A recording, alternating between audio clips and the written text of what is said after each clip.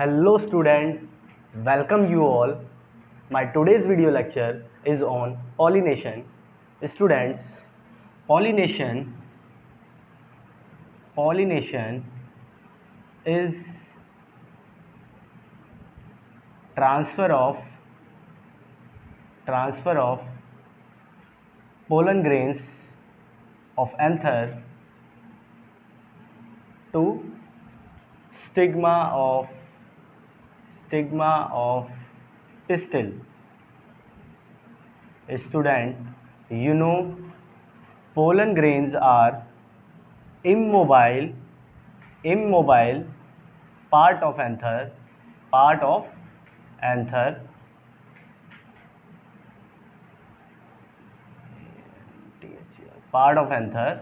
so require external agency for dispersal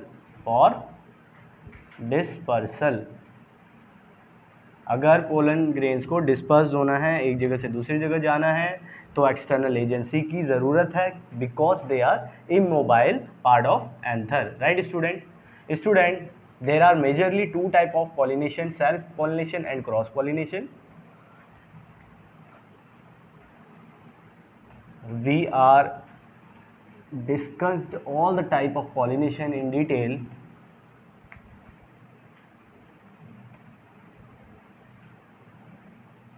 Students, self pollination and cross pollination, major two types. Self pollination further divided into two types: autogamy and zeotogamy. Then student, autogamy is further divided into three types: bud pollination, chasmogamous pollination,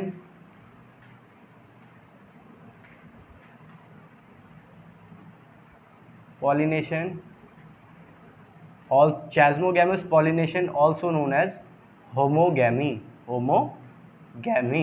and third one is cleistogamous pollination.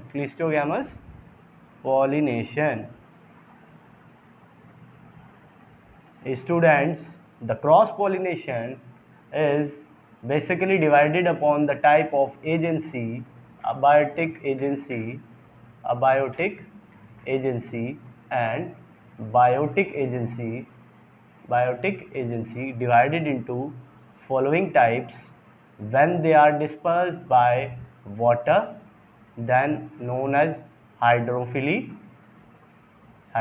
pollination, and if they are dispersed by air, then known as anemophily. Right students? If they are dispersed through biotic agency, if insect is involved, then student known as entomophily. If birds are involved, then known as ornithophily. If bats are involved, then known as chiropterophily. If student snails are involved, then known as myrico-malcophily. Student, the classification of pollination is on two types, self and cross. Self, further autogamy and xenotogamy. Autogamy in bird pollination, chasmogamous, cleistogamous, according to abiotic agency, water and air, known as hydrophily and anemophily, according to biotic, insects, birds, bats, chiroptera and snails respectively. Students, now we are going to study one by one all these type of pollination. Right? Student, first is self pollination.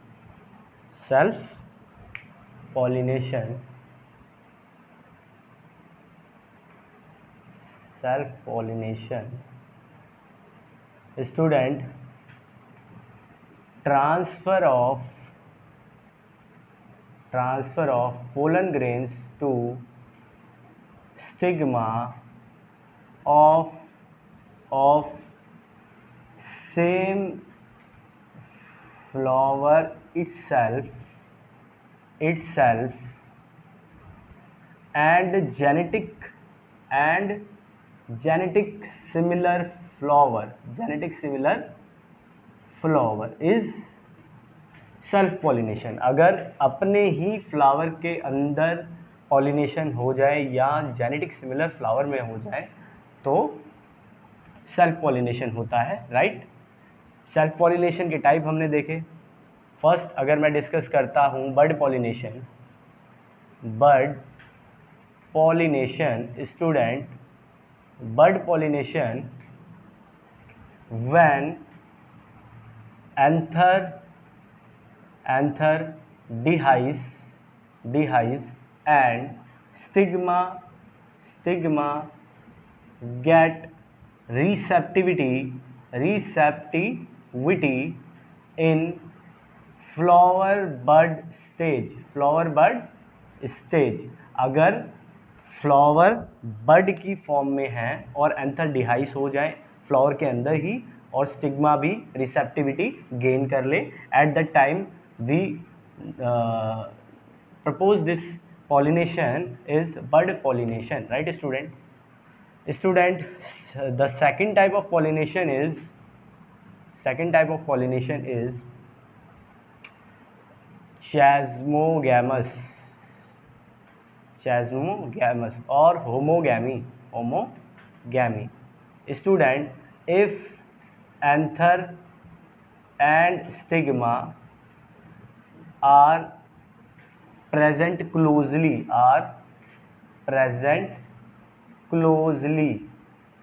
इतना closely present हो कि उनके बीच में close contact की वजह से pollination possible हो जाए, self pollination, that is the chasmogamous or homogamy। Student, the third one is clistogamous pollination। Student, in this pollination the flower pollinate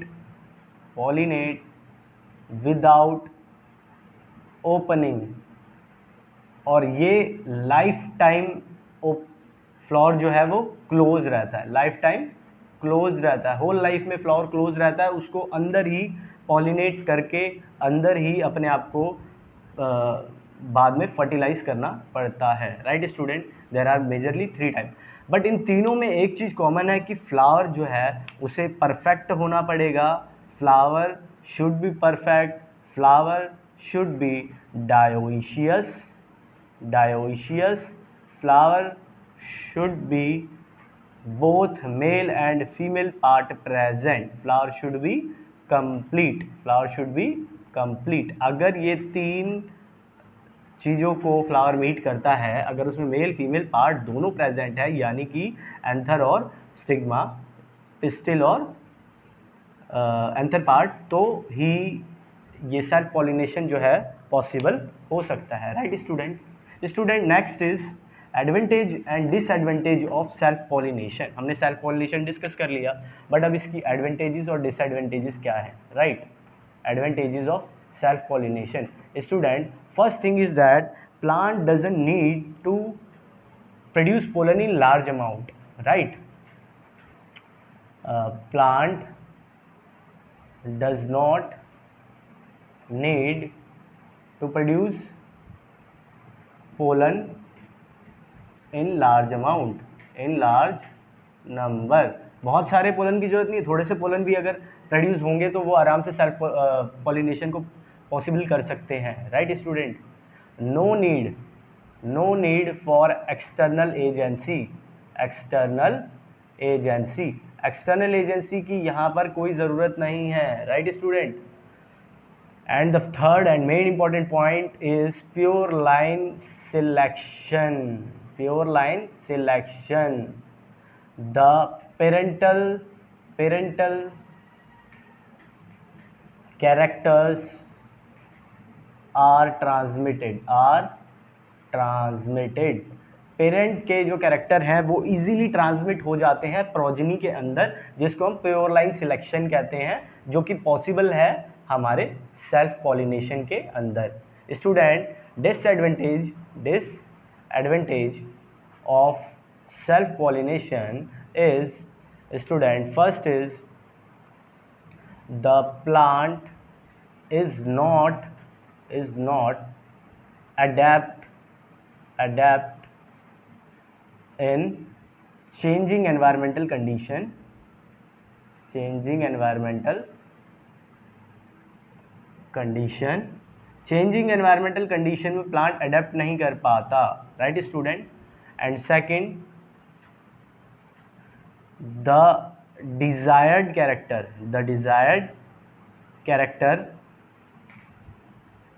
cannot be introduced।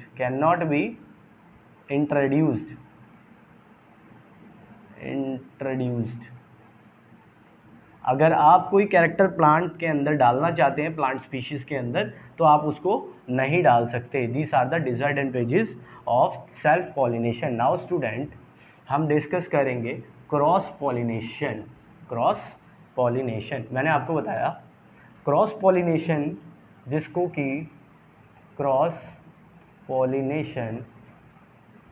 जिसको कि जीनोगैमी भी कहते हैं। Xenogamy, xeno means other, gamy means marriage.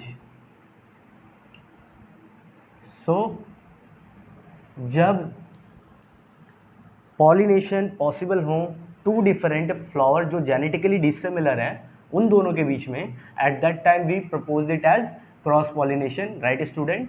मैं आपके साथ 3 cross pollination agencies को discuss करूंगा। First is anemophily, then entomophily, and then hydrophily. Okay students, अगर हम एनिमोफिली की बात करेंगे, एनिमोफिली मीन्स पॉलिनेशन बाय, इधर एक्सटर्नल एजेंसी क्या होती है, by air, right, by insects, and here external agency is by water. That is the first major differences, right? Now student, अगर air के थ्रू होना है तो then pollen must be light weighted, pollen grain light weighted, no bright color,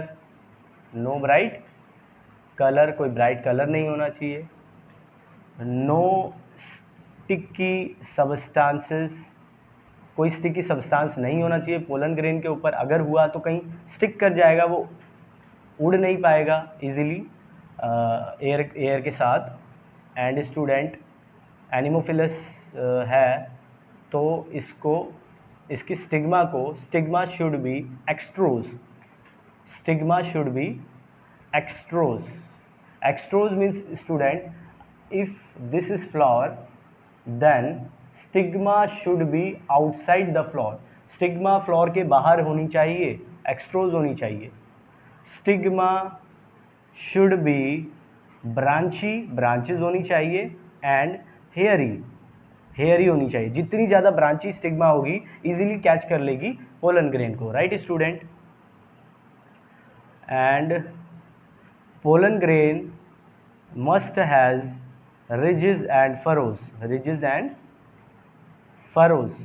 Student, the main important thing is that pollen grain must be produced in large amount। बहुत सारे pollen grains होने चाहिए तभी ये possible हो पाएगा। And the transfer of pollen grain is multi-directional। Pollen grain कहीं भी जा सकते हैं उड़ के, कोई जगह डिसाइडेड नहीं है कि किस एक डायरेक्शन पे मूव ऑन करेंगे, right student. In case of entomophilous क्या चीज़ रिपोर्टेड है, pollen grain should be heavy, showy, bright colour होना चाहिए पोलन ग्रेन्स का, ताकि इंसेक्ट्स को अट्रैक्ट कर सके, ठीक है। और क्या होना चाहिए, must has nectar producing flower and student, और क्या होना चाहिए, हैज़ स्टिकी सबस्टांस, ताकि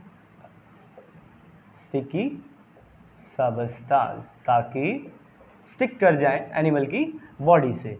स्टिग्मा इज अनब्रांच्ड, कोई ब्रांच नहीं होनी चाहिए, और हेयरी भी नहीं होनी चाहिए, नॉन हेयरी बट ग्लैंडुलर होनी चाहिए स्टिग्मा, ग्लैंडुलर, ताकि स्टिग्मा स्टिकी हो, उसमें ग्लैंड्स हो वो स्टिकी हो, stigma must be sticky, right student. And student, pollen grains produced in small amount, यहाँ पे कम बनते हैं, in small amount. And student, the last thing is pollen grain transfer is directional, क्योंकि इंसेक्ट्स अपने साथ लेकर जा रहे हैं तो एक ही डायरेक्शन में जाएंगे, एक फ्लावर से दूसरे फ्लावर में जाएंगे, तो डायरेक्शनल ट्रांसफर है, राइट स्टूडेंट। अगर हम हाइड्रोफिली की बात करेंगे, बाय वाटर अगर हो रहा है dispersal, then students the anther and stigma must be unwetted, dry होना चाहिए, गीला ना हो, right student. They are light weighted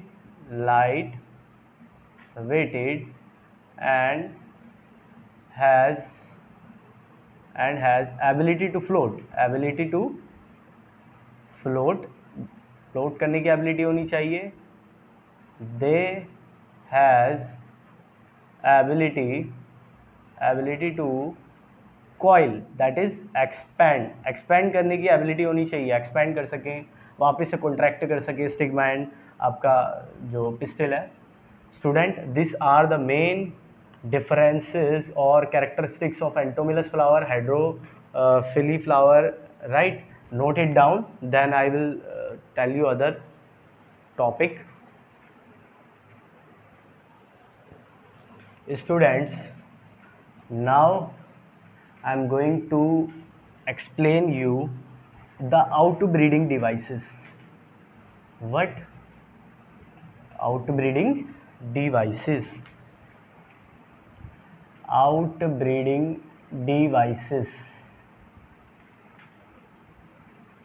Outbreeding devices for cross pollination को फेवर करने के लिए जो डिवाइसेस यूज होते हैं उनको आउटब्रीडिंग डिवाइसेस कहते हैं, right student. First thing is डाइक्लाइनिंग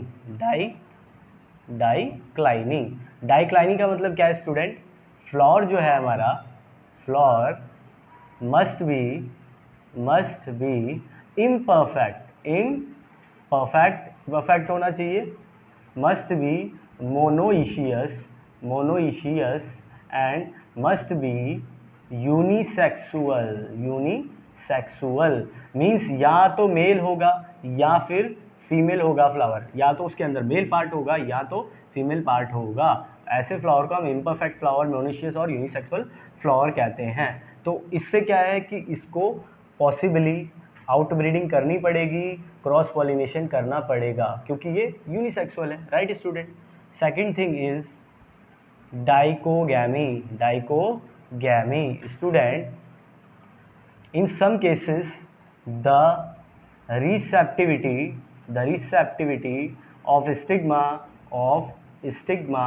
and dehiscence of anther takes place at different time। सोचो कि एंथर डिहाइस पहले हो जाए और स्टिग्मा को रिसेप्टिविटी बाद में मिले, तो उससे पॉलिनेशन पॉसिबली उस सेम फ्लावर पे नहीं हो पाएगा। स्टूडेंट, इसके भी टू पार्ट्स हैं, protogyny and protandry right student in case of protandry pollen grains dehisce by anther first पहले पोलन ग्रेन डिहाइस कर जाते हैं, stigma gets receptivity later on stigma बहुत बाद में जाके रिसेप्टिव हो पाती है ताकि पॉलिनेशन कर पाए। Student in case of protogyny stigma becomes receptive but anther does not dehisce anther बाद में डिहाइस करेगा, अभी डिहाइस नहीं हुआ है, जबकि स्टिग्मा जो है हमारी रिसेप्टिव हो चुकी है, तो तब तक वो स्टिग्मा किसी और फ्लावर के पोलन ग्रेन के साथ क्या कर लेगी, फर्टिलाइजेशन कर लेगी। तो ये दो प्रोसेस है जिन्होंने फर्टिलाइजेशन को क्या किया, आउटब्रीडिंग किया, क्रॉस पॉलिनेशन को आउटब्रीडिंग किया। Student third thing is self sterility and heterostyly. Third is self sterility means student अगर कोई स्पीशीज खुद में स्टेराइल हो जाए, if one species does not accept pollen grain to germinate over stigma of same species अगर उसी species का pollen grain उसी के स्टिग्मा पे जर्मिनेट ना कर पाए, पोलन ट्यूब ना बना पाए, उस केस को हम सेल्फ स्टेरिलिटी कहते हैं। कुछ फ्लॉज जो सेल्फ स्टेराइल हो जाते हैं, जो अपने आप को पॉलिनेट नहीं कर पाते, उनके केस में भी हमें आउटब्रीडिंग करानी पड़ती है, किसी और दूसरे फ्लावर के साथ हमें क्या कराना पड़ता है, आउटब्रीडिंग करानी पड़ती है। Student fourth and fifth, fourth is heterostyly, fourth is heterostyly. Student in case of heterostyly the style is of two type, in pin morphed or in thumb morphed, right? Here in case of pin morphed style is shorter than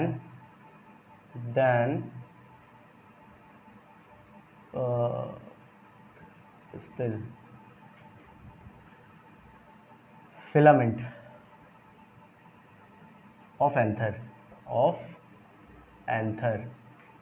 Student in case of thumb morphed, the filament of anther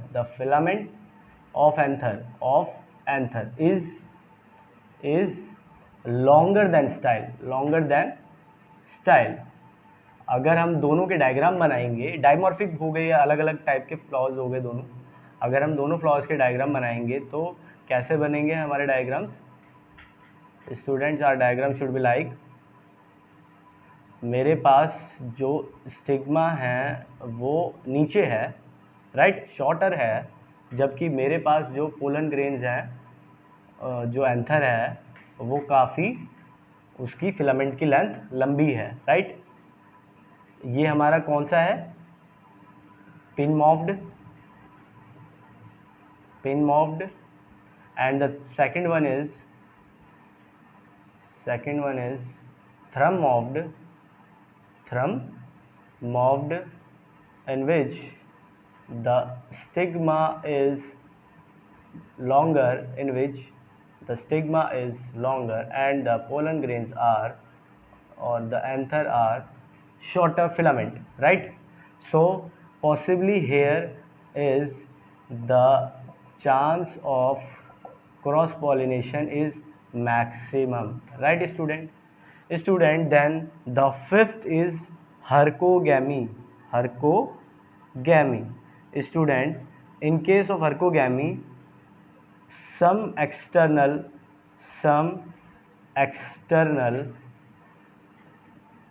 physiological morphological changes occur in flower, कुछ changes flower में आ जाते हैं जिसकी वजह से cross pollination को ये क्या करते हैं, फेवर करते हैं। फॉर एग्जांपल स्टूडेंट, अगर हमारा फ्लावर कुछ ऐसा है, राइट, यहाँ पे हमारा स्टिग्मा है और यहाँ पे pollen grains. when insect enters inside this, then possibly it will pollinate the flower because the stigma is closely situated to the body parts of anther, and body parts के बहुत पास है, तो इजीली क्या कर देगा, ये स्टिग्मा को pollinate कर देगा। राइट स्टूडेंट, हर्कोगैमी भी हमें क्लियर हो गया, हेटेरोस्टाइली क्लियर हो गया। Then student, the next topic is advantage and disadvantage of cross pollination. Advantages of cross pollination student, first thing is desired character can introduce कोई हम डिजायर्ड कैरेक्टर इंट्रोड्यूस करा सकते हैं, राइट। हाइब्रिड प्रोड्यूस करते हैं इसमें। And student, has more immunity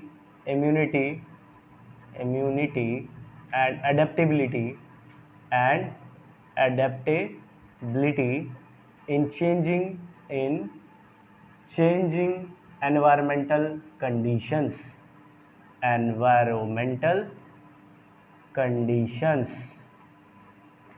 changing environmental condition में easily adapt कर सकता है हमारा plant species, right student.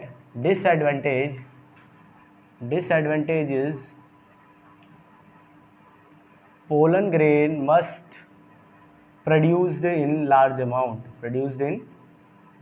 amount, बहुत सारे पोलन ग्रेन प्रोड्यूस करने पड़ेंगे। And is a wasteful process,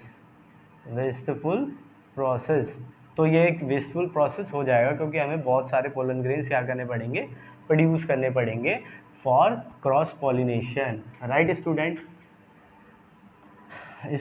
now I am explaining you the pollen pistil interaction, right? Pollen pistil interaction. Student, this is our ovary with multiple ovules attached with the thalamus, inside which placenta is present. This ovary is attached with or embedded inside above the thalamus, and these are ovules, right students? If pollen grain reach to the stigma, then they start, after 15 to 20 minutes they start germinating and start producing pollen tube after 15 to 20 minutes, right student? But student, there are something which guide this germination, student. The exine of pollen grain has some proteins which are responsible for compatibility and rejection, right student. इस exine में कुछ proteins हैं और stigma में कुछ proteins हैं जिसकी वजह से आपका पोलन ग्रेन को वो या तो कंपैटिबल हो सकता है या फिर रिजेक्ट कर सकता है। या तो वो उसको एक्सेप्ट कर लेगा और बोलेगा कि अपनी पोलन ट्यूब को जर्मिनेट करो, या उसको एक्सेप्ट नहीं करेगा और रिजेक्ट कर देगा, पोलन ट्यूब जर्मिनेट नहीं होगी। राइट स्टूडेंट, जो आपका ये पोलन ग्रेन है ये 2 सेल स्टेज पे तो प्लांट से शेड करता है in 2 cell stage. This is your vegetative cell and this is your generative cell। Student, your generative cell will need to produce 2 male gamete and your vegetative cell will provide nutrition to the male gamete। आपका generative cell 2 male gametes को बनाएगा, और जब ये 2 male gametes को बना देगा then your pollen tube start germinating inside the style से नीचे की तरफ जर्मिनेट करना स्टार्ट कर जाएगी। Right student,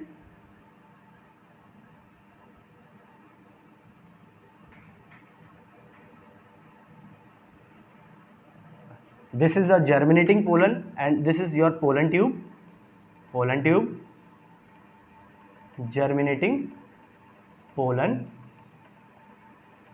Student, here are the 2 male gamete and this whole cell is your vegetative cell। right। तो यहाँ पे क्या होता है, 3 things which are very important। first is lysozyme जो कि गोल्गी बॉडीज एंजाइम्स फॉर्म करके लाइसोजाइम बना रहा है, वो लाइसोजाइम यहाँ टिप पे प्रेजेंट होता है और it continuously lysing the cells present in the style में जितने सेल्स प्रेजेंट है कॉन्टिन्यूसली उसको लाइज करेगा और नीचे की तरफ इसकी ग्रोथ जो है वो होती जाएगी। किसकी? पोलन ट्यूब की।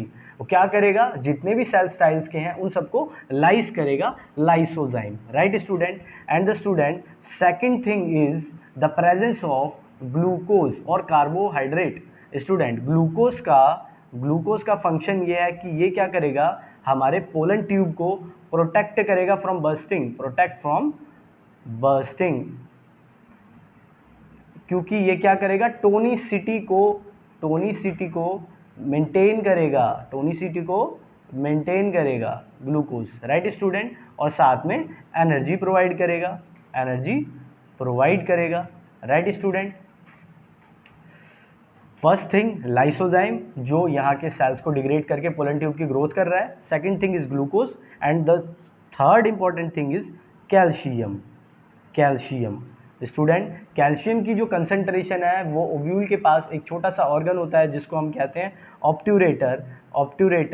वो कैल्शियम को सिक्रीट करता है और गाइड करता है, secrete the calcium and guide the pollen tube entry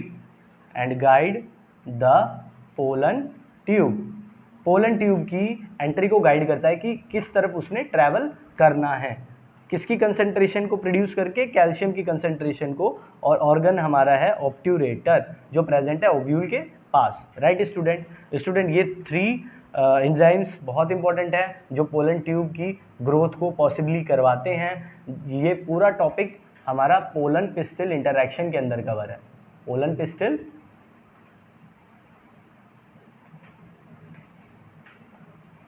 pistil interaction. Okay student, हमारा पॉलिनेशन टॉपिक यहाँ तक कवर हो चुका है। In the next part I will with the post pollination events after the pollination के बाद जो पोस्ट पॉलिनेशन इवेंट्स होते हैं वो क्या होते हैं उनको मैं डिस्कस करूँगा नेक्स्ट पार्ट में। स्टूडेंट्स, अगर आपने मेरी मेल रिप्रोडक्टिव पार्ट और फीमेल रिप्रोडक्टिव पार्ट की वीडियो नहीं देखी है तो उसको देखिए जाके, बहुत इंटरेस्टिंग है। Student, like my video, subscribe my video. स्वस्थ रहिए, मस्त रहिए और कुछ ना कुछ डेली पढ़ते रहिए, नॉलेज गेन करते रहिए। Best of luck.